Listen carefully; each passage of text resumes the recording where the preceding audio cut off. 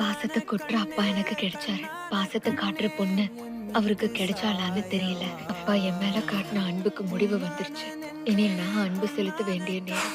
இங்க பாரு, நான் என் அப்பாவோட செல்ல பொண்ணு. ஒருவேளை உனக்கு பிடிக்கலனா நீ சாப்பிடாத, உடனே துப்பிரு, சரியா?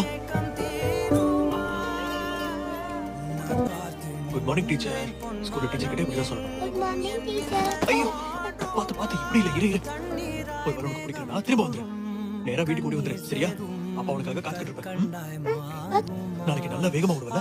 நான் தான் முதல் இடத்துல வருவேன். முதல்மா ஒரு வேளை உனக்கு பிடிக்கலனா யோசிக்காம அப்பா கிட்ட ஓடி வந்துரு. அப்பா நாளைக்கு உன் பின்னாடியே இருப்பேன், சரியா? சொல்லலாம் தான் நினைச்சேன். ஒருவேளை தலைவலி எதுவும் வர்ற மாதிரி இருந்ததுன்னா அங்கிருந்து வெளியே வந்துரு. அப்புறமா எழுதிக்கலாம். அப்பா உனக்காக இங்க வெயிட் பண்றேன்னு. எல்லா விஷயத்திலயும் என்கிட்ட இப்படி சொல்லுவீங்களா? இங்க பாருமா, உனக்கு ஒண்ணும் ஆகாதுமா. ஒருவேளை உனக்கு அது வேணாம்னா என் கூட வந்துரு. அப்பா உன்னை